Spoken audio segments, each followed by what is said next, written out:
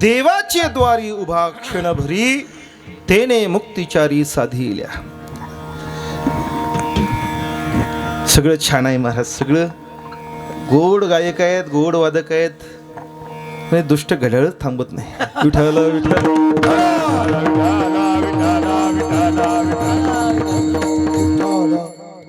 किती अभंगाचं चिंतन सांगून होईल माझे मला माहित नाही, आणि सगळ्याच अभंग सांगून झालाच पाहिजे असं ऐंशीराम महाराजांचं माझं काय फोनवर ठरलेलं नव्हतं.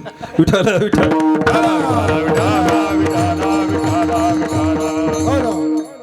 माझ्या अल्पमतीप्रमाणे मला जेवढं अभंगाचं व्यवस्थित चिंतन सांगता येईल ते सांगण्याचा प्रयत्न करतो. माऊली महावैष्णव ज्ञानोबांनी या चरणामध्ये एक साधना सांगितले, आणि ती साधना सगळ्यांना करण्यासारखी सोपी साधी साधना आहे. काय साधना ज्ञानोबा म्हणतात? देवाची द्वारी उभा क्षणभरी. बस एवढंच बोलतो, पुढचं सोडून द्या. साधना सांगतो, साध्य राहू द्या, आता सध्या नेक्स्ट टाइम. साधना काय? देवाची द्वारी उभा क्षणभरी. काय करायचं आपल्याला? परमात्मा प्राप्त करून घ्यायचा असेल तर देवाच्या दारामध्ये क्षणभर उभं राहायचं. ज्ञानोबा म्हणतात जर आपण देवाच्या दारामध्ये क्षणभर उभं राहिलो त्याचा परिणाम काय होतो? 4 मुक्तींची प्राप्ती होते. साधा प्रश्न उपस्थित करतो, त्याचं उत्तर देऊन सेवा थांबवतो. प्रश्न असा आहे की देवाच्या दारामध्ये उभं राहणं, नाही उत्तर देऊन सेवा थांबवतो म्हणजे तेवढ्या वेळ उत्तरच चालणार आहे. विठ्ठल विठ्ठल.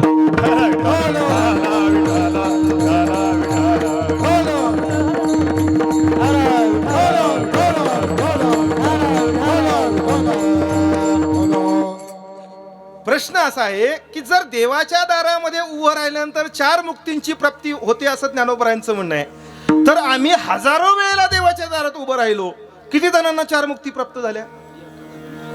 हजारो वेळेला नाही, लाखो वेळेला आम्ही देवाच्या दारात उभा आहोत. देवाला कंटाळा येईल एवढा टाइम आम्ही देवाच्या दारात उभं राहतो, पण किती जणांना मुक्ती प्राप्त झाल्या? नाही.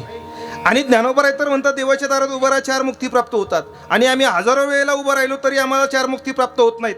मग जर असं होत नसेल तर 2 तर्क माझ्या समोर आहेत. पहिला तर्क, एक तर ज्ञानोबा खोटं बोलत असतील, मी तर्क शब्द वापरला त्याच्यासाठी, हा माझा तर्क आहे. नाही तर उद्या पेपरला देतात ना की सोमनाथ महाराज म्हणले ज्ञानोबा खोटं बोलत होते कीर्तनात, झालं लगे मग तिचा आरडाओरडा व्हायला सुरुवात झाली. तसं नाही, तो माझा तर्क आहे. एक तर ज्ञानोबा आहे खोटं बोलत असतील, आणि दुसरा तर्क असा आहे की आपलंच देवाच्या दारात उभं राहणं चुकत असेल. विठ्ठल विठ्ठल.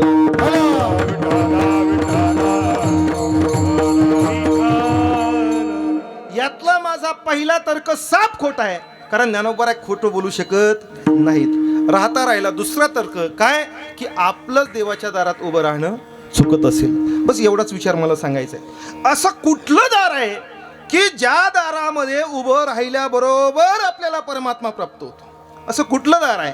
आहे का असं एखादं दार? अनेक दार आहेत, अनेक दार आहेत. जेवढी सांगता येतील तेवढं सांगतो. असं दार आहे का की ज्या दारामध्ये उभं राहिल्याबरोबर परमात्मा प्राप्त होतो, आणि त्या दारामध्ये आपण उभं राहावं असं ज्ञानोबरायांची इच्छा आहे. आपण त्या दारामध्ये उभं राहावं असं संत महात्म्यांची इच्छा आहे. असं संतांनी सांगितलेलं कुठलं दार आहे? माऊली महावैष्णव ज्ञानोबरायांनी ज्ञानेश्वरीमध्ये त्याचा विचार सांगत असताना अनेक दारांचा विचार सांगितला.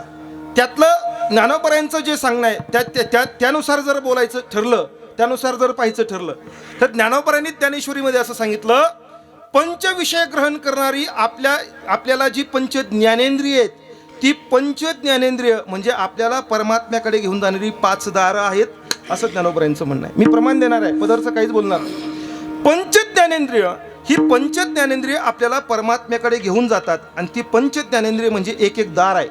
त्यापैकी मुख्य दार कुठलं असेल तर ज्ञानोबरायांनी सांगत असताना सांगितलं कान नावाचं, कर्ण नावाचं जे इंद्रिय आहे. कारण भक्तीची सुरुवात होत असताना इथून होत असते, श्रवणम. पहिलं दार काय? श्रवण, मग कीर्तनम, विष्णू स्मरणम, पादसेवर ते पुढचा विचार आला. पण पहिलं दार काय? कान. या कानरूपी दारातून आपल्याला परमात्म्याकडे जाता येतं. तुम्ही म्हणाल महाराज कानातून कुठं देवाकडे जाता येत असतं का? मी प्रमाणाशिवाय बोलणार नाही. ऐका, प्रमाण देतो आपल्याला. माझ्या शब्दाकडे लक्ष द्या फक्त. दार या शब्दाला जी कोशामध्ये शब्द आली, दाराला आपण दरवाजा म्हणतो, दाराला आपण दारवंठा म्हणतो, बरोबर की नाही? दारवंठा हा शब्द आला, दरवाजा शब्द आला, दार शब्द आला. आता ऐका, ज्ञानोबरायांनी ज्ञानेश्वरीमध्ये विचार सांगत असताना असं सांगितलं, विश्वामध्ये शब्द 2च पद्धतीनं बोलला जातो. ज्ञानोबराय असं म्हणतात विभू, शब्द हा फक्त दोनच पद्धतीनं बोलला जातो. ज्ञानोबराय म्हणतात देखे शब्दाची व्याप्ती, निंदा आणि स्तुती. विश्वात आपल्याबद्दल दोनच पद्धतीनं बोल, एक तर आपली निंदा केली जाते किंवा आपली स्तुती केली जाते. याच्या पलीकडे जग आपल्याबद्दल बोलू शकत नाही. माणसाची एकतर निंदा होईल किंवा स्तुती होईल. चला, हा विषय माझ्या चिंतनाचा नाही, पुढचा विषय चिंतनाचा आहे. ज्ञानोबराय म्हणतात देखे शब्दाची व्याप्ती, निंदा आणि स्तुती, तेथे द्वेषाद्वेषे उपजती श्रवणद्वारे. विठाला विठाला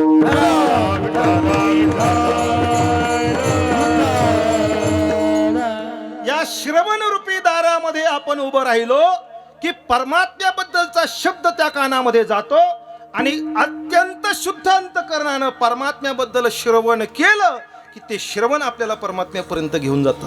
हे एक दार आहे. पण त्याच्यातही ज्ञानोबरायांनी अशी गोड गंमत सांगितली. ज्ञानोबा म्हणतात देवानं हे दार दिलं, पण दार देतानाच असं दिलं, असं गोड दार दिलं. ज्ञानोबराय म्हणतात आपण जर एखाद्या पाहुण्याच्या घरी गेलो तर पाहुण्याच्या घरी गेल्याबरोबर आपली पहिली अपेक्षा पाहुण्याकडून काय असते हो? कोण म्हणलं चहा? लय चहाचं येड बा तुम्हाला. पहिली अपेक्षा काय असते? पहिली अपेक्षा आपली अशी असली पाहिजे की गेल्याबरोबर पाहुण्याने दरवाजा उघडावा. अरे पाहुण्याने रात्रभर दरवाजाच उघडला नाही तर कसला चहा, कसलं पाणी, कसला रामराम, अजिबात नाही महाराज. पहिलं काय, पाहुण्याने दरवाजा उघडला पाहिजे. आता ऐका, ज्ञानोबरायांनी सांगत असताना असं सांगितलं, तुमची फक्त परमात्म्याबद्दल ऐकण्याची इच्छा पाहिजे. जर तुमची देवाबद्दल ऐकण्याची इच्छा असेल तर परमात्म्याने तुम्हाला दारच असं दिलं की त्या दाराला कवडच दिली नाही.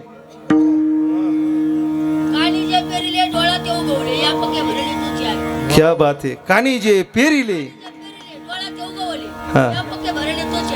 टाळ्या वाजवा, टाळ्या वाजवा. आता मला आमच्या नेवशाची आठवण झाली महाराज. आमच्या नेवशात अशा जर समोर महिला बसल्या ना, खालून सन सन सन सन ओया सांगतात महाराज. कीर्तन करायलाच घाम फुटतो महाराज. विठाला विठाला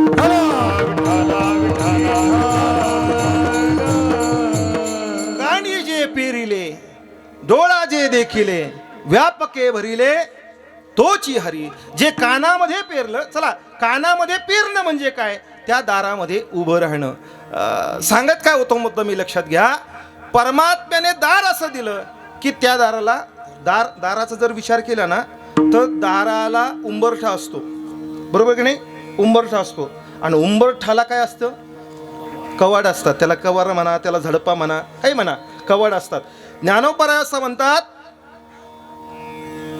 निसर्गतः बाकीचे इंद्रिय बंद करण्याची व्यवस्था आहे. डोळ्याला जर बंद करायचं असेल तर निसर्गतः व्यवस्था करून दिली परमात्म्याने. काय दिलं डोळ्याला? पापण्या दिल्या. निसर्गतः आपण डोळे बंद करू शकतो. मला सांगा, जसं डोळ्याला पापण्या दिल्या तसं कानाला कापण्या दिल्यात का? नाही ना. कान निसर्गतः बंद करण्याची व्यवस्था नाहीये. ते दारच असं दिलंय महाराज, ते उघडं दिलं. ज्ञानोबा म्हणतात श्रवण इच्छेची पुढा दारवंठा सदा उघडा. विठाला विठाला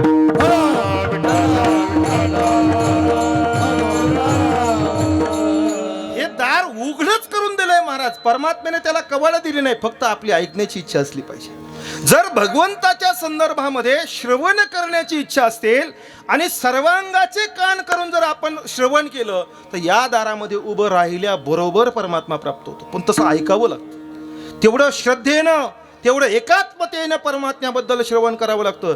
एक वाक्य सांगतो, परमात्मा भेटण्यासाठी परमात्म्याला पाहण्याची गरज नाही. वाक्य पुन्हा रिपीट करतो, परमात्मा भेटण्यासाठी परमात्मा पाहण्याची गरज नाही. परमात्म्याबद्दल फक्त ऐकलं तरी देव भेटत असतो. विठाला विठाला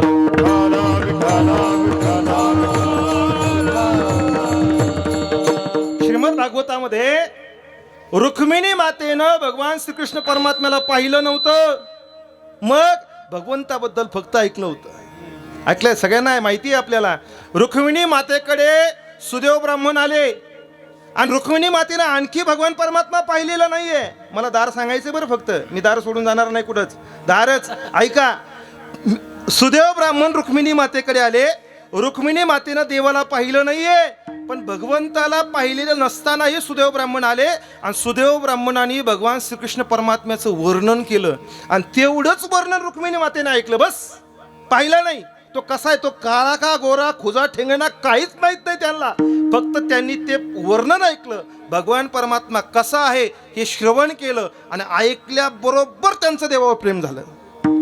बरं, प्रेम झालं तिथं त्या थांबल्या का? अजिबात नाही. त्याने लगे व्हॉट्सअपचा नंबर घेतला देवाचा. काय केलं त्यांनी? एक पत्र घेतलं आणि 14 श्लोकाचं एक पत्र रुक्मिणी मातेनं लिहिलं.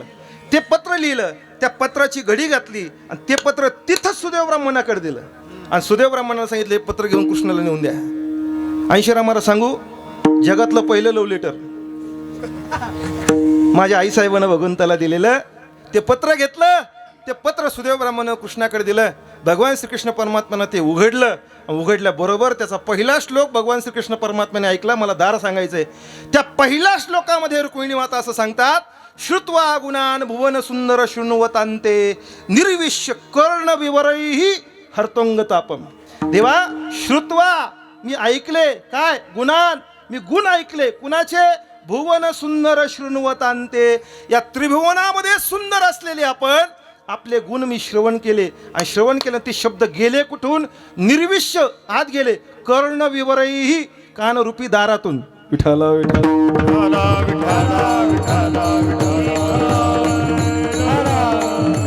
या दारात क्षणभर जरी उभं राहिलं, मी क्षणभर सांगतोय, ज्ञानोबा सांगतात ना, देवाचे द्वारे किती? क्षणभर म्हणजे किती? तेवढं जरी भगवंताचं रूप श्रवण केलं ना तरी परमात्म्याची प्राप्ती होते महाराज. आणि रुक्मिणी मातेचं सद्भाग्य पाहणं काय. रुक्मिणी माता या दारामध्ये क्षणभर उभं राहिल्या, अधिकार किती प्राप्त झाला? भगवंताची पत्नी होण्याचा अधिकार प्राप्त झाला. मला असं वाटतं रुक्मिणी मातेचा हाच भाव जगद्गुरु तुकोबराने एका अभंगात सांगितलाय. तुकोबर म्हणतात, देवा मी तुझ्याबद्दल श्रवण केलं, परिणाम काय झाला?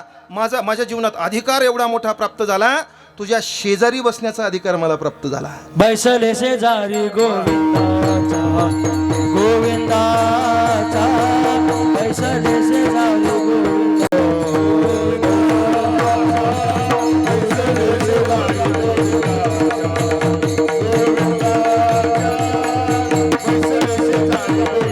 घर रे घे झाले रपिले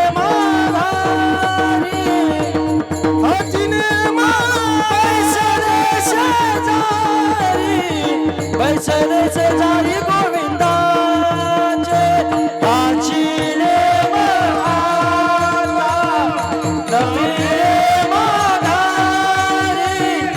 बैसले शेजारी, बैसले शेजारी गोविंदाचे, गोविंदाचे.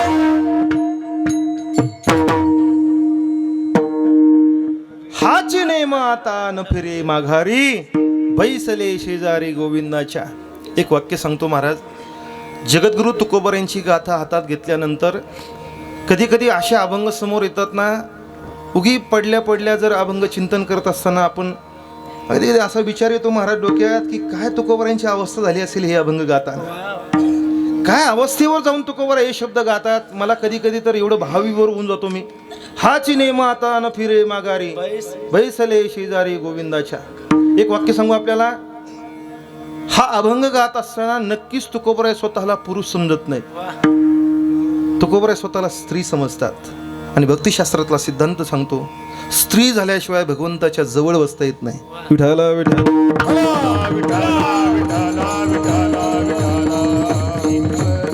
या अभंग गात असताना जर जगद्गुरु तुकोबराय स्वतःला पुरुष समजत असते ना अंशुराम महाराज, तर तुकोबराय म्हटले असते, हाची नेम आता न फिरे माघारी, बैसलो शेजारी गोविंदाची. तुकोबराय म्हणतात, हाची नेम आता न फिरे माघारी, बैसले. आणि बैसले हा शब्द स्त्रीलिंगी आहे. विठाला तुकोबराय म्हणतात, आता माघारी जायचं नाही. त्याच्याही पुढचा भाव सांगतात. तुम्ही पुढचं प्रमाण घेतलं म्हणून चिंतनात घेतो, मुरडं आणलं तर ते आपलं आवतात हाकून घ्यायचं महाराज. विठाला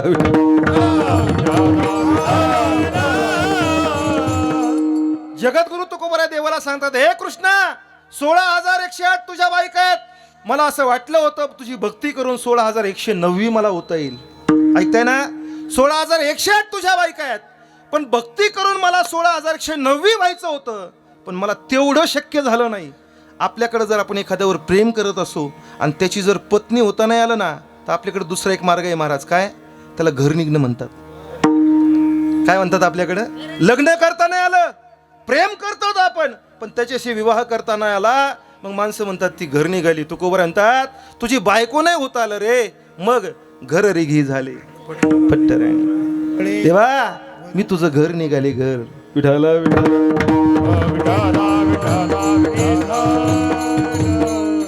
हा भाव अंतःकरणामध्ये येणं खूप गरजेचं आहे. पत्नी भाव.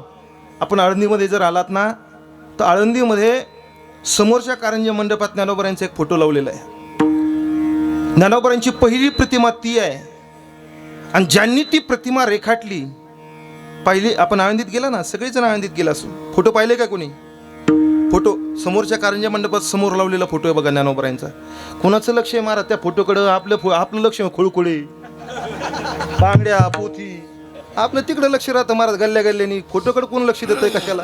ज्ञानोबरांचा एक फोटो आहे. तो फोटो ज्यांनी रेखाटला त्यांचं नाव आहे ज्ञानेश कन्या गुलाबराव महाराज. विदर्भातले महात्मे होऊन गेले, आळंदीत राहत होते गुलाबराव महाराज. एवढं त्यागमय जीवन होतं महाराज गुलाबराव महाराजांचं. आयुष्यभर गुलाबराव महाराज ज्ञानोबरांच्या मंदिरात राहिले. पण सांगू आपल्याला, गुलाबराव महाराजांना डोळे नव्हते, ही दृष्टी नव्हती. त्यांच्या भोया अशा उलट्या होत्या, त्यांना दृष्टी नव्हती. त्यांना म्हणतानाच प्रज्ञाचक्षू गुलाबराव महाराज म्हणतात. डोळे नव्हते. आणि त्या गुलाबराव महाराजांना ज्यांना दृष्टी नव्हती, त्या गुलाबराव महाराजांनी तो फोटो रेखाटलेला ज्ञानोबरांचा.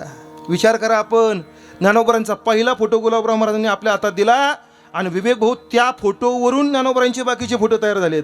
म्हणजे ज्ञानोबराय कसे दिसत होते हे आम्हाला गुलाबराव महाराजांनी सांगितलंय. काय अधिकार असेल, काय भक्तीची ताकद असेल, मला ते नाही सांगायचं, मला हे सांगायचं आपल्याला. आयुष्यभर गुलाबराव महाराज माऊलींच्या मंदिरात राहिले, पण ज्ञानोबराय मंदिरात राहत असताना आयुष्यभर गुलाबराव महाराज साडी घातली. साडी घालायची ते, त्यांना दाढी होती, मिशा होत्या, केस होते, पण आयुष्यभर त्यांनी साडी परिधान केली. आयुष्यभर हातामध्ये बांगड्या घातल्या, पायामध्ये पैंजणं घातली. स्त्रिया जेवढे अलंकार घालतात त्यापेक्षा सुंदर सुंदर अलंकार त्या गळ्यामध्ये घालायचे. कपाळाला कुंकू लावायचे, कपाळामध्ये मळवट भरायचे. आयुष्यभर ते स्त्री वेशात राहिले. गुलाबराव महाराज म्हणायचे ज्ञानोबराय माझी आई आहे आणि भगवान श्रीकृष्ण परमात्मा माझा पती आहे. भाव असेल, काय अधिकार, काय सांगू. अंशराम महाराज लवरा पांगारकर नावाचे आपल्या जोग महाराज संस्थेचे एक विद्यार्थी होऊन गेले. सगळ्या संतांची चरित्र लवरा पांगारकरांनी लिहिलेत. पांगारकर एकदा आळंदीला ज्ञानोबरायांच्या मंदिरामध्ये समाधीचा अभिषेक करत होते. गुलाबराव महाराज बाहेरच्या मंडपात बसले होते, विना मंडपात.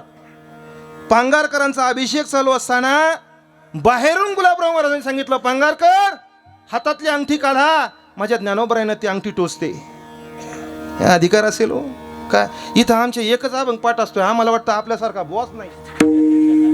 अरे कुठल्या अधिकारावर ही माणसं होऊन गेली विचार करा आपण.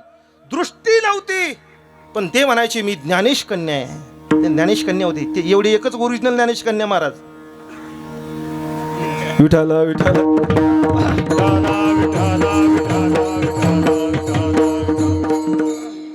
गुलाबराव महाराज आयुष्यभर स्त्री वेशात राहिले, आयुष्यभर स्त्री जीवन जगले. भाव काय? भगवान परमात्मा माझा पती आहे, मी त्याची पत्नी आहे. तुकोबराय म्हणतात हा भाव माझ्या अंतःकरणात निर्माण झाला. त्याचं कारण काय? भगवंताची पत्नी होता आलं. जसं रुक्मिणी मातेनं या दरवाजामध्ये रुक्मिणी माता स्थिर क्षणभर उभ्या राहिल्या आणि उभं राहून त्यांच्या जीवनामध्ये त्यांना भगवंताची पत्नी होता आलं, तसं भगवंताच्या दारामध्ये क्षणभर उभं राहिल्याचा परिणाम काय होतो? ज्ञानोबराय म्हणतात देवाची द्वारी उभा क्षणभरी. किती उभं राहायचंय?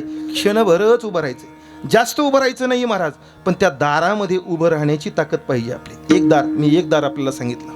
आणखी दाराचा विचार सांगतो, थोडासा सांगतो, एक थोडासा धावता विचार सांगतो फक्त.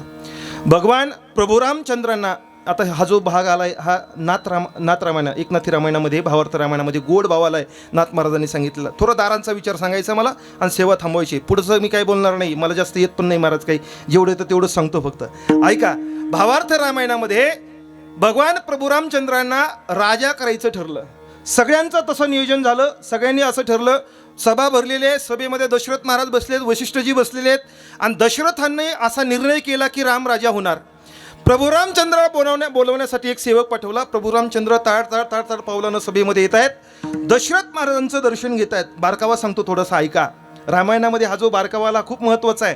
प्रभू रामचंद्र आले आणि सगळ्यात अगोदर त्यांनी दशरथांचं दर्शन घेतलं.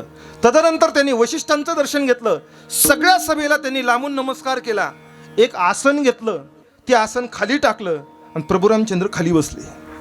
वशिष्ठजी उभे राहिले. वशिष्ठांनी सांगितलं, रामा तुला आसन तयार केलंय, अरे तुला राजा करायचंय, तू खाली आसन टाकून बसतो, खाली का बसलास? प्रभू रामचंद्रांनी गोड उत्तर दिलं. प्रभू रामचंद्र सांगतात, ज्या उंचीच्या आसनावर माझे वडील बसलेले आहेत त्या उंचीच्या आसनावर बसण्याचा मला अधिकार नाही, म्हणून मी खाली बसलो. हे मुलांच्या लक्षात येतं की नाही मला माहीत नाही.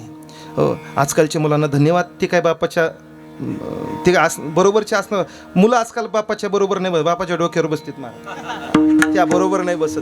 असं आहे महाराज. प्रभू रामचंद्र खाली बसले. सगळ्यांनी उभं राहून सांगितलं, रामा तुला राजा व्हायचंय, अयोध्येचा राजा तू होणार आहेस. प्रभू रामचंद्र उभे राहिले आणि प्रभू रामचंद्रांनी हात जोडून सगळ्यांना सांगितलं, हे पहा तुम्ही कुणालाही राजा करा, पण मी राजा होणार नाही. का तू राजा होणार नाही? तिथं गोड उत्तर दिले प्रभू रामचंद्रांनी. प्रभू रामचंद्र म्हणतात, मी राजा होणार नाही याचं कारण असं आहे, मम चित्त महारण्ये व्यामोह तिमिराकुले शून्ये तांडविनी जाता भृशम आशा पिशाचिका.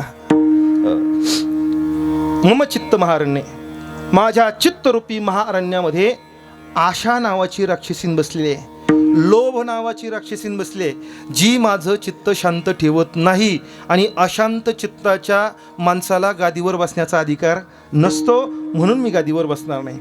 असं सांगून प्रभू रामचंद्र निघून गेले. पण सर्वानुमते असं ठरलं की प्रभू रामचंद्रच राजा होणार. प्रभू रामचंद्र राजा होणार हे जेव्हा कैकेयीला कळालं, तेव्हा कैकेयी ताडकन निघाल्या आणि कोपभवनात जाऊन बसल्या. कोपभवन माहिती आहे का तुम्हाला? कोपभवन आता काय जाता लेआउट काढल्यानंतर कोपभवन त्याच्या काय नसतं. जुन्या काळामध्ये जे राजेचे महाल असायचे, राजवाडे असायचे, त्याच्यामध्ये एक स्वयंपाकगृह असायचं, एक बसण्याची खोली असायची, एक शयनगृह असायचं आणि एक कोपभवन तयार केलं जायचं. कोपभवन शब्दाचा अर्थ असा होतो की घरातल्या बाईला जर राग आला, राग, तर तिनं भांड्यावर राग काढायचा नाही, तिनं लेकरावर पण राग काढायचा नाही, तिनं नवऱ्यावर पण राग काढायचा नाही. मग तिनं सरळ उठायचं आणि त्या कोपभवनात जाऊन बसायचं. मग त्या कोपभवनाचा जर दरवाजा उघडा दिसला, घराच्या करत्या माणसानं ओळखून घ्यायचं, कुछ तो बात हे दया, आपलं काहीतरी अडचण आहे असं त्यानं ओळखून घ्यायचं. आणि मग ते दशरथाने ते पाहिलं, दरवाजा उघडलेला पाहिला, दरवाजामध्ये प्रवेश केला. कैकेयीला विचारलं, तुला काय झालं? तिनं सांगितलं, अरे माझे 2 वर आहेत. काय? पहिला वर भरताला राज्यगादी, दुसरा वर काय? रामाला 14 वर्षाचा वनवास. कानामध्ये शिसवतावा असे शब्द दशरथाच्या गेले. दशरथ मूर्छित झाले. पुन्हा शुद्धीवर येऊन दशरथाने सांगितलं, अरे तुझा पहिल्यावर मी मान्य करतो ना, भरत राजा होईल, अडचण नाहीये. जसा राम मला आपलाय तसा भरतही माझा आहे. राम काय राजा झाला आणि भरत काय राजा झाला, मला त्याची अडचण नाही, पण रामाला 14 वर्षाचा वनवास का? तिनं सांगितलं, मला काही माहित नाही. पहिल्यावर भरत राजा झाला पाहिजे, दुसऱ्यावर राम 14 वर्ष वनवासाला गेला पाहिजे.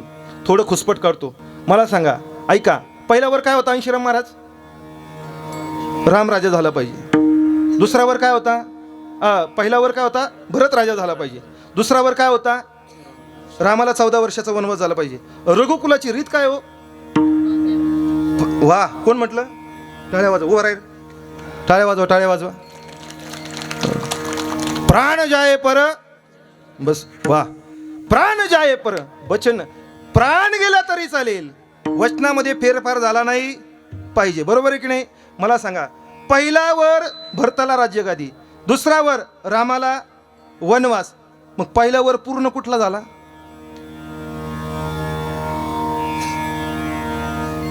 नियमानुसार अगोदर भरत गादीवर बसायला पाहिजे होते, नंतर रामाने वनवासाला जायला पाहिजे होतं. पण तसं घडलं नाही. अगोदर रामाला वनवासाला पाठवलं, नंतर भरताच्या राज्यगादीचा विचार. वचन तर असं नाही आहे, वचनामध्ये फेरफार कधी रघुवंशात होत नाही. असं का झालं? हे का झालं याचं उत्तर मी आपल्याला सांगतो. चिंतनानुसार माझ्या जसं असेल तसं सांगतो. याचं उत्तर असं आहे महाराज, जर अगोदर भरताला राज्यगादी दिली असती तर काय झालं असतं सांगू का आपल्याला? भरत महाराज राजे झाले असते. आणि राजा जर एखादा माणूस झाला तो त्याच्या 5 वर्षाचं काही नियोजन आहे ते सांगत असतो माईकवर अगोदर. बरोबर आहे ना? तो सांगत असतो.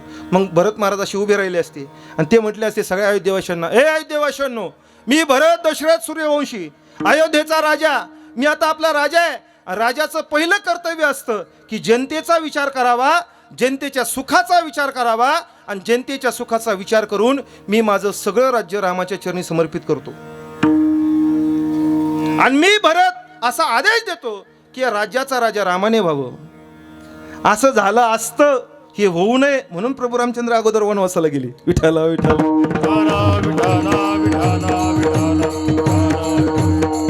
ऐका, वनवासाला जावं असं ठरलं. कैकेयीनं दशरथांना सांगितलं, जा सांगा उद्या रामाला वनवासाला जायचं. दशरथ महाराज म्हटले, मी नाही सांगू शकत. कोण सांगते? मी सांगते. कोणाला पाठवायचं? सुमंताला पाठवायचं. सुमंतांना बोलावलं. सुमंतांना आदेश दिला, जा रामाच्या महालामध्ये रामाला जाऊन सांगा की उद्या तुला वनवासाला जायचंय. ऐका, आता मला इथं जो मुख्य मुद्दा सांगायचा तो इथं सांगायचा आहे. नाथ महाराज म्हणतात, सुमंत महाराज आपल्या रथात बसून निघाले, प्रभू रामचंद्राच्या महालाच्या समोर आले. आता तिथं आल्यानंतर तिथल्या वेली काय गात होत्या, तिथले पक्षी काय गात होते, हे सगळं सुंदर मनोरम वर्णन नाथ महाराजांनी भावार्थ रामायणात केलंय.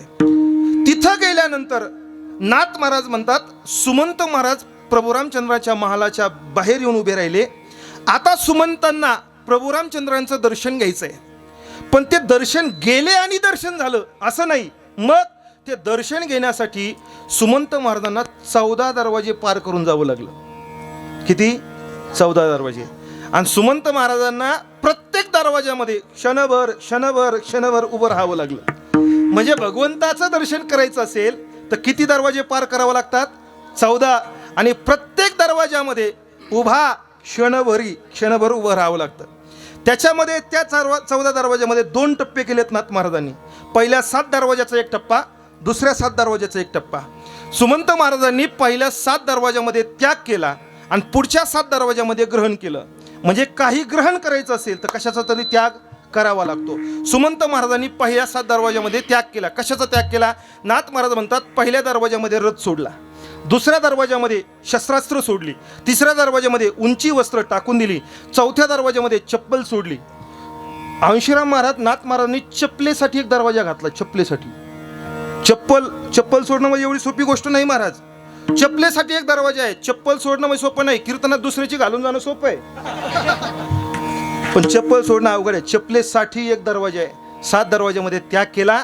आता नाथ महाराज म्हणतात, सुमंताची दुसऱ्या टप्प्यातल्या पहिल्या म्हणजे 6व्या दरवाजात उभे राहिले. आता 7 दरवाजे पार करायचे आहेत. प्रत्येक दरवाजामध्ये एक साधना ग्रहण केली. क्षणभर उभं राहून काय केलं? गोड भाव सांगितला नाथ महाराजांनी. नाथ महाराज म्हणतात, भावार्थ ते राजभुवन, प्रथम दारवंठा श्रवण.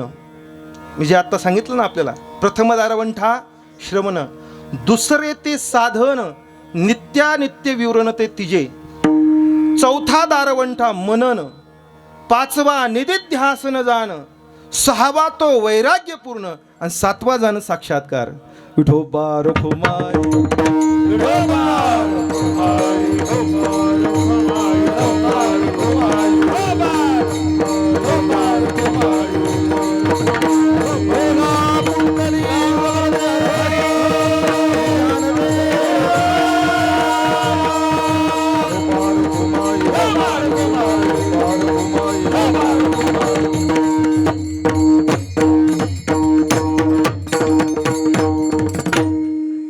देवाची द्वारी उभा क्षण भरी, तेने मुक्ती जारी साधिल्या.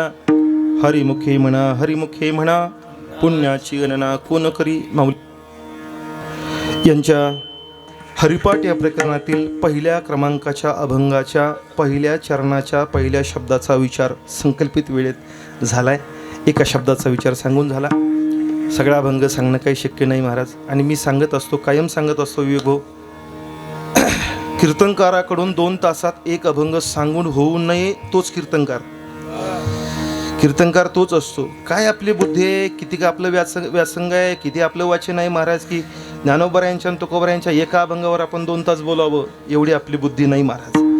आपल्या समग्र आयुष्यामध्ये संतांच्या एखाद्या शब्दाचा जरी आपल्याला विचार सांगता आला तरी काहीतरी त्यांच्या चरणाची धूळ लागल्यासारखी असते. विठ्ठल विठ्ठल.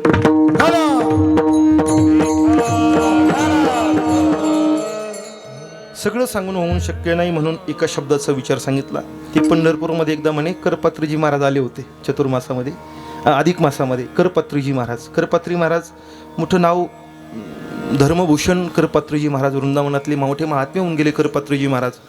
एवढं त्यागमय जेवण होतं करपात्रजी महाराजांचं. त्यांना करपात्रजी महाराज का म्हणायचे माहिती आहे का? ते जर भिक्षा मागायला गेले ना एखाद्या दरवाजामध्ये, ते भिक्षामदेवी म्हणायचे. आणि त्या घरातली महिला भगिनी जर भिक्षा घेऊन आली तर ते भिक्षा घेण्यासाठी जोडी नव्हती त्यांच्याकडे, ती हात पुढं करायची. आणि या हातातला जो तळ हात आहे ना एवढा खोलगा, एवढ्या हातावर बसेल एवढीच भिक्षा ते घेत होते. तेवढंच घ्यायचं, जेवढं हातावर बसेल तेवढंच घ्यायचं आणि तेवढंच ग्रहण करायचं. पुन्हा 24 तास भिक्षा मागायची नाही, तेवढ्यावर साधना करायची. एवढंच खायचं. इथं आपल्याला सांगावं लागतं भाऊ 2 पंक्ती उठल्या, तू कधी उठवतो? तेवढंच घ्यायची. आणि मग ते घेतलं की त्याच्यावर ग्रहण करायचे. असे करपात्री मोठं महात्मा होऊन गेला. करपात्रीजी महाराज तिथं आले पंढरपूरला. आणि करपात्रीजी महाराज पंढरपूरला आले हे जेव्हा समजलं, त्यावेळेला तत्कालीन जी मोठी महाराष्ट्रातली विद्वान मंडळी होती, रंगनाथ महाराज परभणीकर, धुंदा महाराज वगैरे मोठी माणसं, यांना हे कळालं की पंढरपूरमध्ये करपात्रीजी महाराज दर्शनासाठी आले. ही सगळी माणसं पळत तिकडे गेले. करपात्रीजी महाराजांचं दर्शन घेतलं. करपात्रीजी महाराजांना विनंती केली, महाराज अधिक मास आहे, अधिक मासाचं एवढं मोठं भाग्य आम्हाला प्राप्त झालं, तर मी पंढरपूरमध्ये आले, एवढं मोठं भाग्य, काहीतरी आम्हाला इथं थांबण सांगा. करपात्रीजी महाराजांनी सांगितलं, गोदोहन करायला जेवढा वेळ लागतो, गोदोहन म्हणजे गाईची दार काढायला, त्यापेक्षा जास्त वेळ मी एका ठिकाणी थांबत नाही, हा माझा नियम आहे. हे पण आता काय साधे माणसं होते का रंगनाथ, हे विद्वान माणसं होते. हे महाराज ते म्हटले, महाराज हे तुमचे नियम बाहेर. इथं नाही, हे भूवैकुंठ आहे, इथं कसले नियम? अरे वैकुंठ आहे, इथं तुम्हाला महिनाभर थांबावं लागेल. थांबले करपात्रीजी महाराज. काय सांगू असं विचारल्यानंतर सगळ्यांनी त्यांना विनंती केली, अंशीराम महाराज काय सांगायचं? अधिक मास आहे आणि अधिक मासाला दुसरं नाव आहे पुरुषोत्तम मास. मग पुरुषोत्तम मास आहे तर गीतेतला पुरुषोत्तम योग सांगा, असं सगळ्यांनी विनंती केली. गीतेतला पुरुषोत्तम योग कुठला? 15वा अध्याय, बरोबर की नाही? बरं, 15व्या अध्याय सुरुवात. बरं, 15व्या अध्याय सुरुवात काय? असं म्हणतात, करपात्रीजी महाराज 1 महिना थांबले. सकाळी 3 तास बोलायचे, दुपारी 3 तास बोलायचे, दिवसातून 6 तास बोलायचे. किती तास? 6 तास. सकाळी 3 तास, संध्याकाळी 3 तास, दिवसातून 6 तास. आणि असं 1 महिना बोलत होते. तर 1 महिना बोलले तरी 15व्या अध्यायाची सुरुवात श्री भगवान ओवाचे झालंच नाही. श्री भगवान एवढंच सांगून झालं. सकाळी 3 तास, संध्याकाळी 3 तास, दिवसात 6 तास, 1 महिना बोलत होते. श्री भगवान एवढंच सांगून झालं. आणि शेवटच्या दिवशी करपात्रीजी महाराज म्हणले, ओवाच्या पुढच्या वेळेला आलो सांगतो म्हणे. काय तत्व, केवढी माणसं या आपल्या भारत देशामध्ये होऊन गेली. म्हणून एवढं सगळं आपलं एवढा मोठा अधिकार नाहीये. माझ्या अल्पमतीप्रमाणे स्वानंद सुखनिवासी जोग महाराज यांच्या कृपेनं मला जेवढं ग्रहण करता आलं ते आपल्यासमोर ठेवण्याचा प्रयत्न केला. झालेली सेवा भगवान परमात्म्याच्या चरणी समर्पित करूयात आणि सेवेला पूर्ण विराम देऊयात. ज्ञानेश्वर